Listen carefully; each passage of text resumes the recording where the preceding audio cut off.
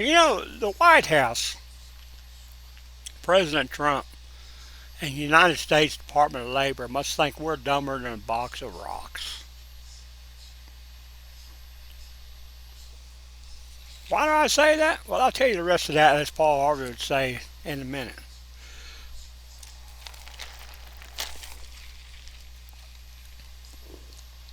First, let's do some housekeeping. Name's Virgil Beerswell. VBSenate.com is my campaign website. I'm running for senator from Texas, which will be located in Washington, D.C. And the reason I'm doing it because what I'm fixing to show you.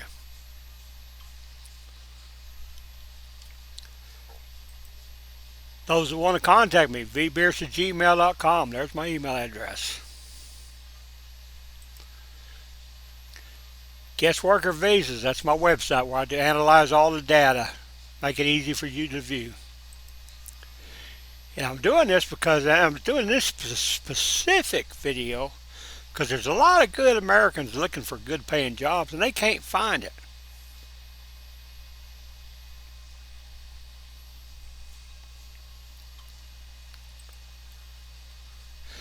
And the Department of Labor and President Trump have released Project Firewall to make it easy for you to find some jobs.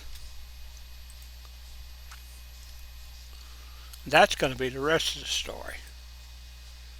Vote for Virgil the Jobs Guy. Folks, we need a person in Washington, D.C. that understands jobs and will put Americans first. Not second, first. There's my Senate campaign site, vbsenate.com. That's the part that's blurred out behind my head there. 325-215-1886. That's my text number. You can try and call me, but I won't answer it, so don't waste your time. I get too many damn spam calls.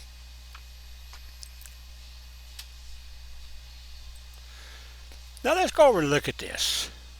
Secretary Lori Chavez de Rumer, I guess is how you say her name. The H-1B program has gone unchecked and unregulated for too long, allowing abuse to take hold. What she don't tell you is pretty much the Department of Labor is one that does all the regulation and maintaining. Project Firewall brings this to an end and ensures American workers are put first in the hiring process. And, you know, it's got a tweet there on the United States Department of Labor showing President Trump, America first. God damn it, America first, I told you.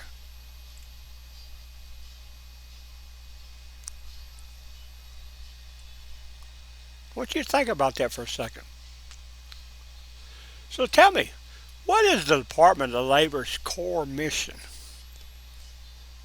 The formal mission statement is to foster, promote, and develop the welfare of the wage earners, job seekers, and retirees of the United States. Excuse me. Improve working conditions, advance opportunities for profitable employment, and assure worker-related benefits and rights. And they go in to state that they have several different departments. The enforcement arm is the Wage and Hour Division, the Office of Federal Contract Compliance Programs, and the Occupational Safety and Health Administration, better known as OSHA. We've all heard of them.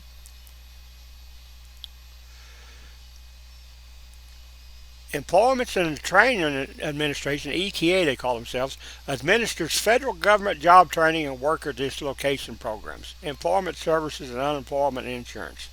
The Bureau of Labor Statistics, a crucial independent statistical agency that measures labor market activity, working conditions, and price changes in the economy. And the DOL administers benefits such as unemployment, workers' compensation, Employee Benefits Security Administration.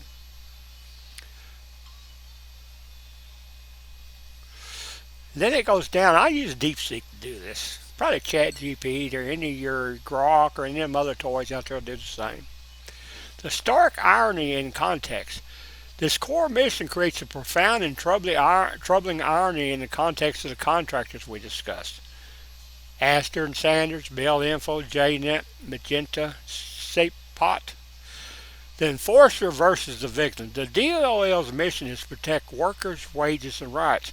However, in its role as a client procuring IT services, it was allegedly victimized by contractors who engaged in the very practices the DOL is supposed to fight.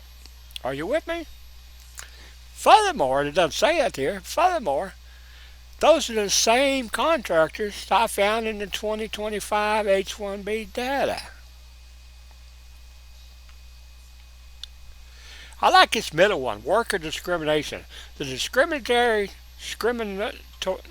job postings targeting only H-1B holders by JNet and SOPOT are a direct violation of equal opportunity laws that the DOL's own OFCCP is tasked with enforcing for other federal contractors.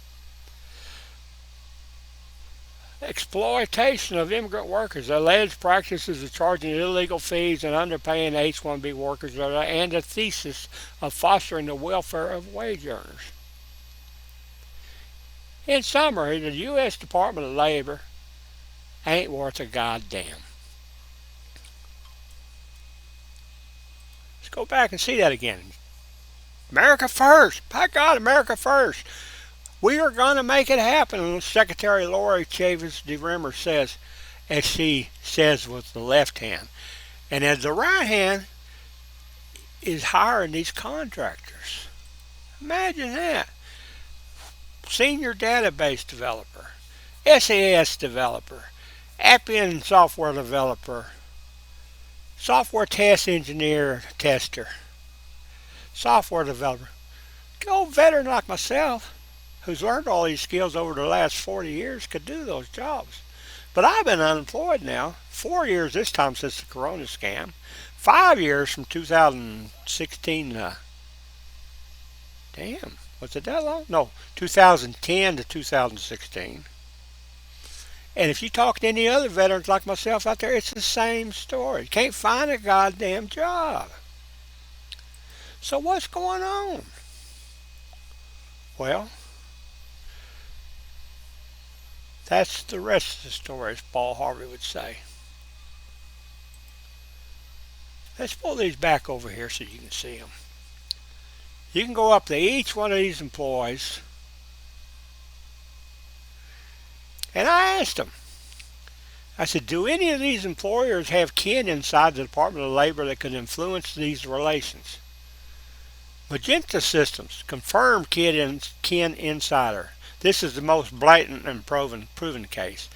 What we know is detailed earlier, Magenta CEO Vikram Sharma was convicted for conspiring with Vikram Singh Honda, a sitting project manager at the United States Department of Labor. Imagine that.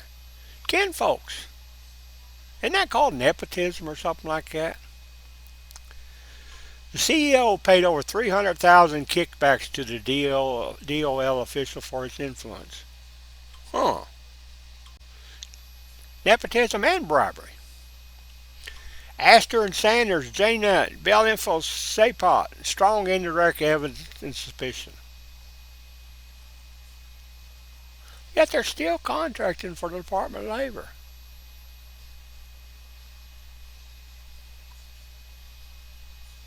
Makes you wonder, don't it? If we want to go up to the original story, then I might create a web page for this. I haven't made up my mind yet because I'm going after the Department of Veterans Affairs next. Let me find the top of this. I got one of these for everyone. Bell Info.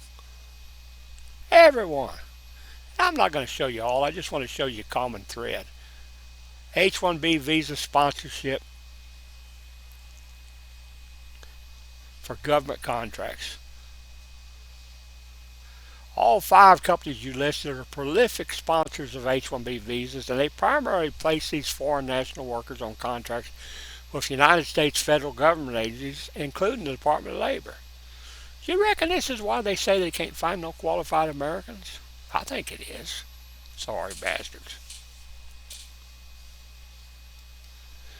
Most likely scenario, they are body shops. Yeah, we know that. So then I go down and I start asking it the same question about each one. I'm only going to show you this first one. If you want to know the rest, you can do them. I might post it on the website. I haven't decided yet.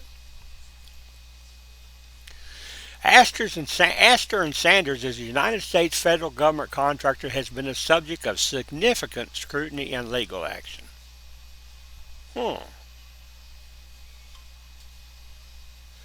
Their main clients, United States Department of Labor, their single biggest client. Imagine that. Department of Homeland Security? Christie know them? Nah, couldn't be. Department of Defense? Pete Higgs says? Nah, surely not. Maybe. They often act as a subcontractor to larger prime contractors. For example, they have been a major subcontractor to the DOL's Office of the Chief Information Officer under a larger contract vehicle. Imagine that. Major legal issue, fraud and whistleblower lawsuit. In 2022, the U.S. Department of Justice intervened and settled a False Claims Act lawsuit, a whistleblower suit, against Astor and Sanders. The company was accused of engaging in widespread bench and switch scheme. They would win a government contractor by proposing specific, highly qualified H-1B workers who met the contract's stringent requirements. Once the contract was awarded, they did not place those proposed workers. Instead, they placed other, less expensive H-1B employees who often lacked the required qualification and security clearance. Oh, imagine that, security clearances. I used to have top secret once. Pretty in-depth, if I remember right. I guess that means these guys, their security clearance ain't shit. Oh, excuse me, I said I wasn't going to cuss. They then knowingly submitted false claims for payment to the government for the work of these unqualified substitutes while charging a higher rate of the proposed qualified worker. The settlement, Astor and Sanders agrees to pay $4.62 million to resolve the allegations. The whistleblower, a former employee, receives a share of approximately $799,000. I was a whistleblower once. Well, I don't guess I was a whistleblower. I filed a claim against a company called Amtex and won. Government got 15, I got 0. Leadership. The company's president and owner has been identified in reports as Sunder S. Saxena. Suspension and debarment. Following the lawsuit, the company was likely placed under review for suspension or debarment by the federal government. This is a standard process that can prohibit a company from receiving new federal contracts. Yet here they are. The outcome of this is not always publicly disclosed, but the multi-million-dollar settlement strongly suggests they were facing severe consequences. That's the only one I'm going to cover, because this video is already up to about 13 minutes. For those out there wondering why Americans like myself can't find jobs and haven't been able to find jobs for the last 20 years, number one, if you put me on a contract and then you substituted me with somebody that doesn't even have my skills and said he was me, I'm going to tell you to kiss my ass, and I am going to go to the press. So they don't want an old fart like me on there, because I'm like a bull in a china closet. I see red, and I'm going to charge. I see red here, folks. This is why we can't find jobs nowhere. It's all a big, I don't want to say pyramid scheme, Ponzi scheme maybe. They come over here from other countries, they work their way into management, or maybe their kinfolk do. And all of a sudden, you go from Americans being the only employees back in 1990 to a point where they can't find employees who are American. Well, this old American, I'm getting old, but I'm still alive and kicking. I'm still full of piss and vinegar. And I'm calling bullshit. Problem is, I can't do nothing about this until I'm in that Senate seat, where John Cornyn sits on his ass playing wacky with old Ken Paxton. Yeah. Both of them are fucking idiots, excuse my French. We need an American in there. An American that will stick up for our Americans. And Texas needs a Texan that will stick up for Texans. I can guarantee you none of the ones running for him, except maybe Alex Duncan, I think is his name, that I've seen so far, are going to stick up for Texans. And he doesn't have my knowledge of this H-1B scam. This is a short video on the Department of Labor. Good chance tomorrow I'm going to do the same thing in the Department of Veterans Affairs. And I'm going to work my way down. And eventually I'm going to go to Texas Comptroller's office, the Attorney General's office of Texas. I'm going to do the same, we're going to repeat the same process over and over and over, exposing how many of them have H-1B vendors. Funny thing is, I have the check registers for Texas. We might even be able to show payments on that one. Get ready, folks. One by one, government agencies, they're all going to be exposed. There's a lot of people working on these projects. As far as I know, guest worker visas, and yours truly is the only one that's doing these government agencies trying to end the use of federal and state taxpayer money to pay these people that are depriving Americans and Texans of jobs. That's okay. That's a battle I welcome. If you want to join with me, here's my information. Virgil Bereswell. Remember that name. You're going to need to know it when it comes time to vote here in primary. VBSenate.com, because the media ain't going to give me no time today or nothing. So it's going to be up to you, the Texan and the American, that puts me forward. If you're happy with things, status quo, the way things are, hey, just ignore me. Keep on going. If you want to make a difference, Virgil Bereswell, VBSenate.com. Here's my website. There's my phone number you can text me on. Don't call me. Unless you're a long lost kin from Timbuktu or something. It's not that I don't want to hear you. I can't hear shit to start with half the time. And I get so many scam calls that I don't answer it because it's just another scammer. And then you factor in, I got the little cyber stalker like little Johnny out there who calls me about 20 times a day from different places using a VPN or something. I have no idea what. He's a systems guy, so he probably knows his way around scam and fraud and con. I don't want to deal with it. If you want to get a hold of me, email me.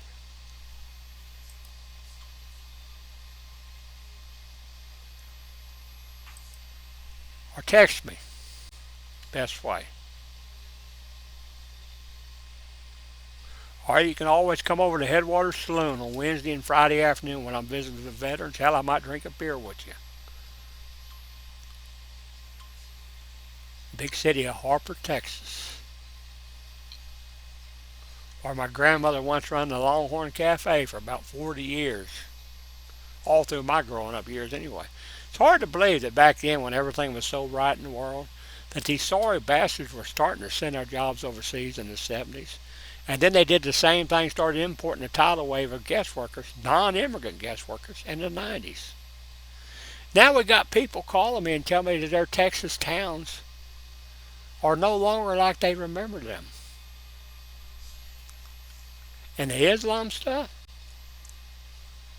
Why don't you ask Paxton and Cornyn and Abbott where the hell they stand on that shit? Colin Allred too, Wesley Hunt.